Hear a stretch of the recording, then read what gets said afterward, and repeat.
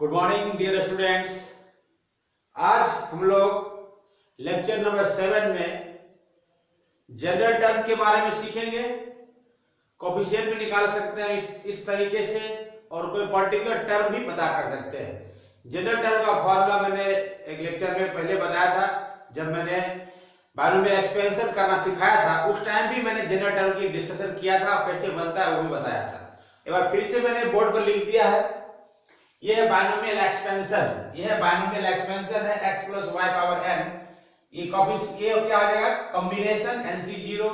ये भी मैंने नोट कर लिखा दिया आपको कई बार, NC0 रहे या NCn रहे, इसका मतलब 1 होता है। ये NC1 जो होता है इसका मतलब n होता है। ये सब मैंने सिखा दिया आपको, ऑलरेडी इसकी डिस्कशन कर दिया है। यहाँ पर देखो जरा सा, NC0 x power n y power 0, या 0 देखो यहाँ पर क्या है, 0 1 2 3 4 अप टू बढ़ते बढ़ते r, बढ़ते बढ़ते लास्ट में n। इसका काम, इसका पावर क्या होगा, इसका पावर क्या होता है, इसका पावर धीरे धीरे डिक्रीज होता चला जाएगा, डिक्रीज होता चला जाएगा इसका, और इसका पावर धीरे धीरे इंक्रीज होता चला जाएगा। ये मैंने विराट कोहली और सचिन तेंदुलकर का एग्जांपल भी दिया था। इसका power x power n minus 1 एक कम हो गया, फिर एक कम हो गया, फिर एक कम हो गया। x की बात कर रहा हूं, उसका डिक्रीज होता चला जाएगा। x का पावर डिक्रीज होता चला जाएगा, डिक्रीज होता चला जाएगा, डिक्रीज होता चला जाएगा। y का पावर इंक्रीज होता चला जाएगा, इंक्रीज होता चला जाएगा, इंक्रीज होता चला जाएगा y की पावर। ये मैंने बस सचिन तेंदुलकर बोला था, सचिन तेंदुलकर एग्जांपल, धीरे धीरे धीरे धीरे धीरे धीरे धीरे टीम से आउट। देखो यहां से धीरे धीरे धीरे धीरे धीरे विराट कोहली टीम में एंटर कर गया, ये चीज है। यहां से देखो घटते घटते घटते यहां पे देखना x की पावर n माइनस n हो गया, यहां पे यानी खत्म हो गया, यहां से x पावर खत्म। और y की पावर यहां पे 0 था, देखो बढ़ते बढ़ते 1 आया, फिर 2 आया, फिर 3 आया, फिर 4 आया, फिर 5 5 से n r आ गया, बढ़ते बढ़ते n हो गया। ये है बायनोमियल एक्सपेंशन, बहुत आसान है इसको याद करना, समझना। अब यहां पे देखो t4 जो चौथे नंबर है उसको क्या लिखा हुआ है, देखो 1 2 3 4, टर्म नंबर 4, टर्म नंबर 4 में क्या लिखा हुआ है, ये लिखा हुआ है। यानी 4 पे क्या लिखा रहा है, 3 लिखा रहा है, यानी कि ये जो चौथा है वो किसको लिख सकते हैं, 4 को हम लोग लिख सकते हैं ऐसे 3 + 1। तो r का रोल कौन निभा रहा है, r का रोल यहाँ पर ये निभा रहा है, यहाँ पे r का रोल ये निभा रहा है, यहाँ पे r का रोल ये निभा रहा है, ठीक है ना। और n का ये पावर जो भी रही ये n होता है, ये n हो गया तुम्हारा और ये r हो जाएगा, ठीक है कि नहीं। t4 क्या लिख सकते हैं हम लोग, t3 + 1 यानी NC3 x power n - 3 y power 3। t5 है, इसका मतलब क्या, फिफ्थ टर्म, तो क्या होगा t4 + 1 NC4 x power n - 4 y power 4। t6 रहेगा तो क्या लिख सकते हो, t5 + 1, यहाँ r का रोल क्या निभाएगा 5, तो यहाँ पर आ जाएगा NC5 x power n - 5 y power 5। Similarly general term जो फॉर्मूला होता है वो जो r + 1th टर्म पे है उसको हम लोग उसमें r का यूज होगा, ये वाला r का यूज जब है एक मात्र r + 1th टर्म के ऊपर। देखो यहाँ पे 6 था, यहाँ पे 5 लिखा हुआ है, वहीं r + 1 है, यानी कि जो r में जो r में टर्म के ऊपर है, एक्चुअली में रियल में क्या है, एक पोजीशन आगे है। ये मैंने बोला था, देखो जो छठे टर्म है, जो पांचवें टर्म है, एक्चुअली में छठे टर्म के ऊपर है। उसी तरह से r + 1, यहाँ पे क्या करना है, यहाँ पे ये वाला r ये लिख दिया, x power n - r y power r। ये जनरल टर्म है, ये बार बार काम आएगा, जनरल टर्म का ये कॉन्सेप्ट बार बार काम आने वाला है, इसे 4-5 स्टार लगा दो ये वाला इसके ऊपर। NC0 n ये होता है, ये मैंने समझा दिया ऑलरेडी। NCR का फॉर्मूला लिखाया था मैंने, फिर से लिखता हूं factorial n factorial r factorial n - r। ये सभी मैंने डिस्कशन कर दिया है कॉम्बिनेशन के ऊपर, तो अब इसको मैं रब कर देता हूं और आगे बढ़ेंगे हम लोग, इसके आगे की जानकारी अब लेने जा रहे हैं। यहाँ पर कोफिशिएंट निकालना सीख सकते हैं, यहाँ पर हम जनरल टर्म निकालना सीख सकते हैं, यहाँ पर हम पर्टिकुलर टर्म निकालना सीख सकते हैं।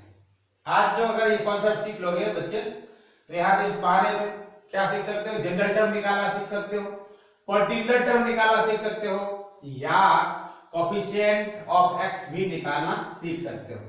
बड़ा इंपॉर्टेंट है, आज का जो टॉपिक है बहुत इंपॉर्टेंट है, और इसे ही उतना सिंपल भी है, जितना इंपॉर्टेंट है उतना ही सिंपल है। तो उसको समझेंगे कैसे, एग्जांपल से मैं करके बताऊंगा, आपको दिखाऊंगा। काम थोड़ा आसान है लेकिन ध्यान से देखोगे तो आपको आसान लगेगा, बहुत ज्यादा आसान लगेगा। ध्यान से देखोगे बहुत ज्यादा आसान लगेगा और फटाफट फटाफट सॉल्व होगा।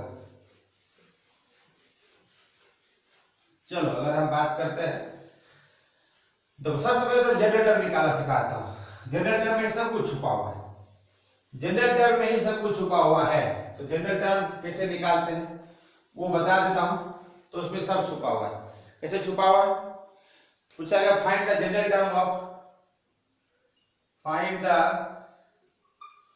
जनरल टर्म, कुछ भी दे सकता है, सब कुछ। बुक का क्वेश्चन उठा लें अगर, तो x square minus y power 6 the general term solution. तो देखो जनरल टर्म फॉर्मूला क्या था, टी आर प्लस 1 बराबर क्या था, एन सी आर एक्स के पावर में एन माइनस आर और वाई पावर में आर। ये था जनरल टर्म का फॉर्मूला। अभी तुरंत मैंने लिखा है, अभी तुरंत मैंने लिखा है बस। अब यहाँ पर n का देखो बच्चे, n का रोल निभा रहा है 6, n का रोल यहाँ पर जो है 6 है, तो n तो तुम्हारा काम खत्म हो गया। r जो है r ही रह जाएगा क्योंकि पर्टिकुलर टर्म नहीं है। तो हम लोग इसको लिख सकते हैं कितना, 6cr जनरल टर्म हो जाएगा। यहाँ से x का रोल क्या निभा रहा है, x का रोल निभा रहा है x का स्क्वायर, तो x स्क्वायर रखना है। x का रोल निभा रहा है x का स्क्वायर, यहाँ इसमें ये माइनस करना है, तो 6 minus r minus y, y का रोल माइनस ले लो, साइन साथ लिख लो, और यहाँ पे ये वाला पावर लिख देना, ये वाला पावर यहाँ लिख देना है, और थोड़ा सा सिंप्लीफाई लिख लो। तो 6cr एक्स पावर 6 या 12 माइनस 2r माइनस 1 के पावर में r और y के पावर में r। तो ये आ गया जनरल टर्म, आ गया भैया, ये आ गया जनरल टर्म, रेडी हो गया, आ चुका, आंसर भी आ चुका है बच्चे। सोचो ये क्या हो गया, इतना फास्ट? यस, इतना फास्ट हम लोग कर सकते हैं। अगर एक और अगर जनरल टर्म की बात करें, दूसरा क्वेश्चन लिखाता हूं, find the general term of, general term सिखा रहा हूं, टॉपिक है general term. Find the general term of x square minus y x power मान लो कि 12, कुछ भी दे सकता है, पावर कुछ भी दे सकता है यहाँ पर। तो हमारे पास क्या हो गया, n साफ साफ पता चल रहा है, सॉल्यूशन के हिसाब से देखोगे n कितना हो गया, सीधा सीधा 12 हो गया, ये n तो ले लो, 12 दिया हुआ ही है। अब इस क्वेश्चन में बच्चे क्या करते हैं, ये गलती करते हैं, ये तो एक्स स्क्वायर, चलो मैं पूरा सॉल्व करता हूं, पहले तब समझाऊंगा। जनरल टर्म लिख रहा हूं, general term that is tr + 1 बराबर n का रोल क्या निभा रहा है, 12 cr, ऐसे लिख देना है। x का रोल क्या निभा रहा है, x का स्क्वायर, x का रोल ये, अब ये माइनस ये, तो 12 minus r minus y x के पावर में 12, ऐसा हो जाएगा। और थोड़ा आगे बढ़ा तो 12cr, अब x के पावर में कितना आ जाएगा, 24 माइनस 2 2 यार 4 2 आ जाएगा, 2r माइनस y के पावर में 12 और यहाँ पर हो जाएगा ये -1 कर लो बच्चे, कंफ्यूजन ना रहेगा। -1 के ऊपर में 12, y के ऊपर में 12 और x के ऊपर में भी 12। 12 क्यों भैया, r है ना, r है, सॉरी r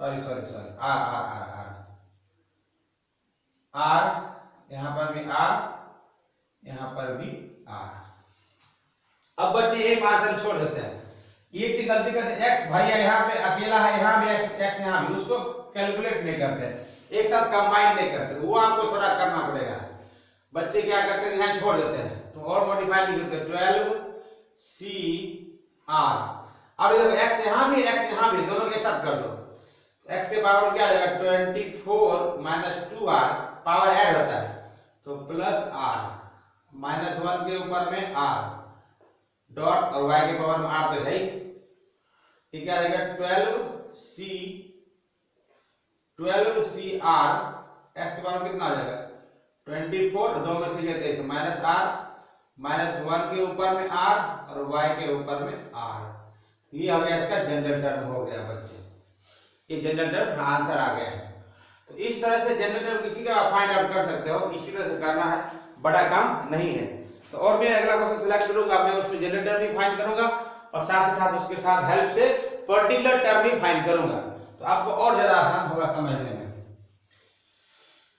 अभी देखिए क्या जनरल टर्म था, जनरल टर्म में r की जगह r ही छोड़ सकते हो, और n अगर n दिया हुआ तो n की वैल्यू पुट कर लो, n की जगह वैल्यू पुट कर लो। तो अब मैं पर्टिकुलर टर्म फाइंड करके बता रहा हूं बच्चे। जैसे कि लिखा है 5वां टर्म बताओ, 6ठा टर्म बताओ, 7वां टर्म बताओ, तो ऐसा लिखा रहेगा, तो वो भी हम फाइंड कर सकते हैं जनरल टर्म के यूज से ही। जनरल टर्म में तो क्या ब्रह्मास्त्र है, लगभग जगह इसका हेल्प जो है होना जरूरी हो जाता है, लगभग जगह जनरल टर्म का यूज करना पड़ जाता है। तो जनरल टर्म समझाया भी मैंने बराबर, और इसके ऊपर पूरा का पूरा जनरल टर्म याद समझाऊंगा। General term, particular term, coefficient निकालना, इसमें ही से जुड़ा हुआ है, तो इससे आपको बहुत ही फायदा मिलने ही वाला है। अभी अब देखते हैं कि क्या होता है।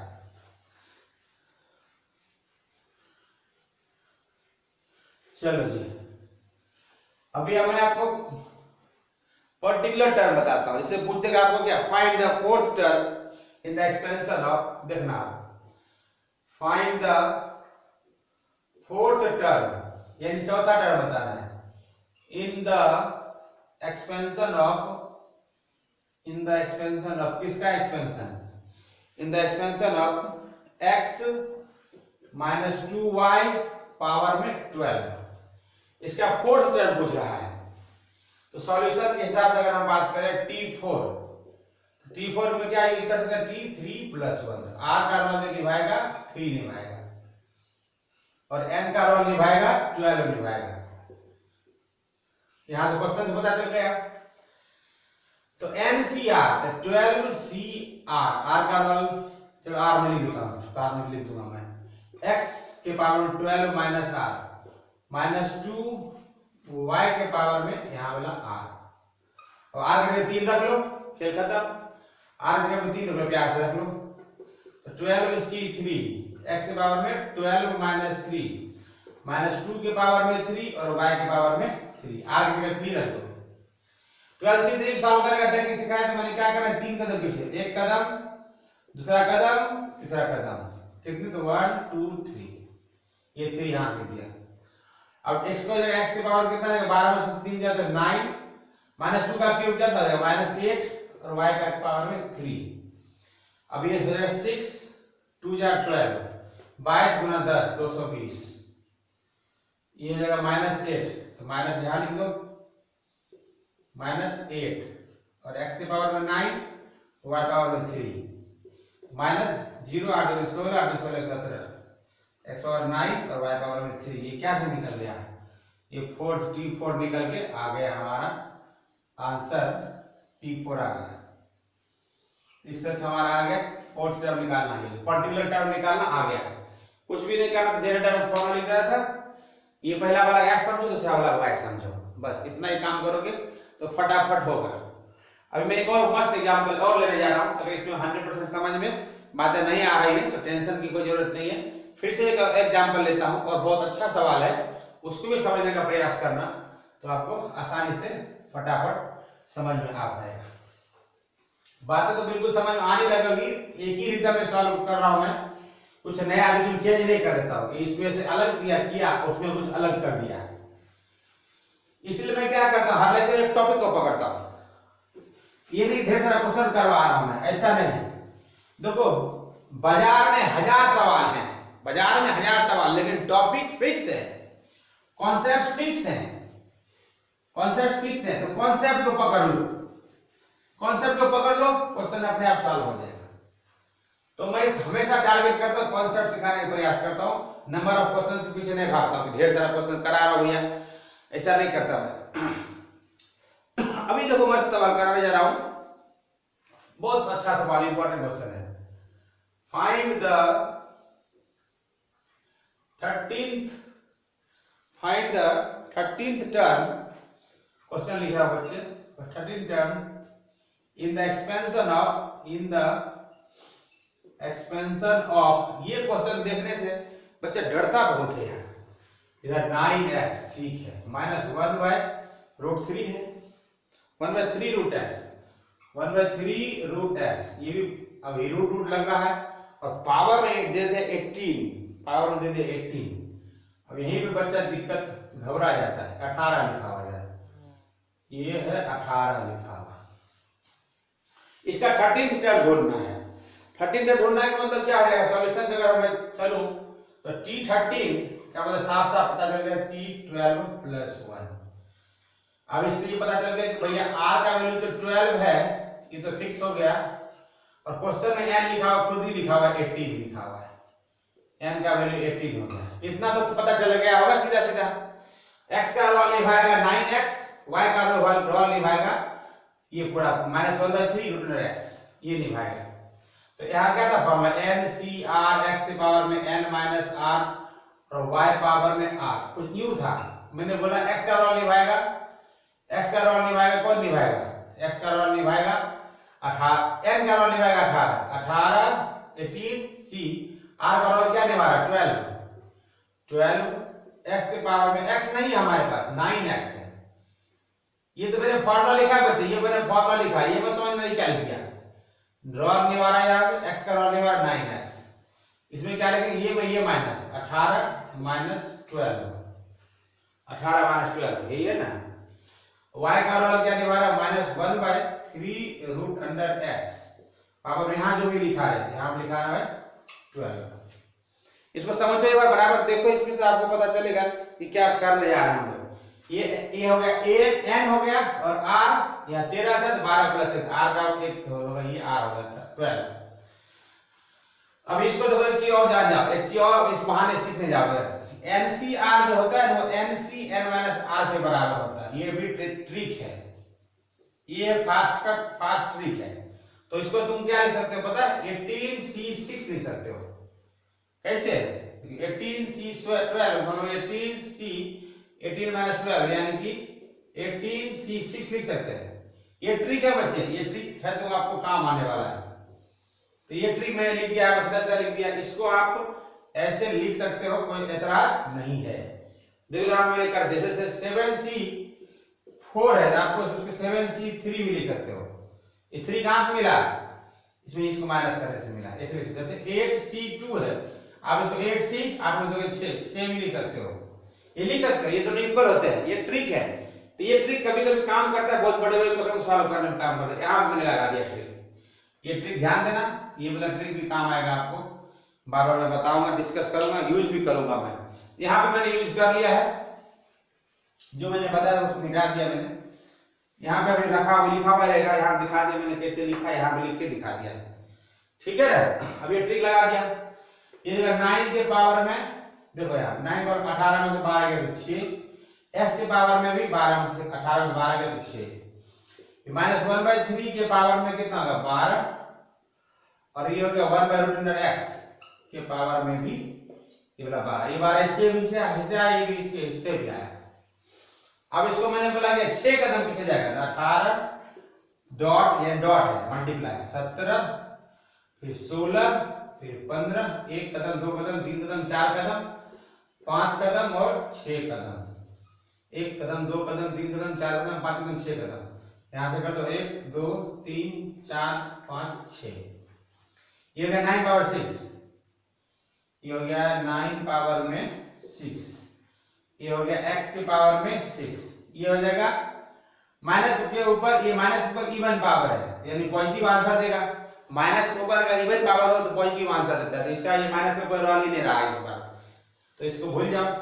और ये 1 में 3 पावर में 12, इसको नीचे ले लो, यहाँ से जाएगा x के पावर 1/x के पावर में, ये देखो नीचे पावर है 12, और रूट के कारण, ये रूट के कारण आ जाएगा नीचे 2, ये रूट के कारण नीचे लिखना पड़ेगा 2, क्योंकि रूट x का मतलब 1/2 होता है, रूट x का मतलब क्या होगा, x पावर में 1/2, ये पता होगा आपको। रूट x को आप लिख सकते हो 9th क्लास में पढ़ते थे 1/2, x के पावर में 1/2 नहीं, x के पावर 1/2, ऐसा आपने पढ़ा हुआ है पहले से।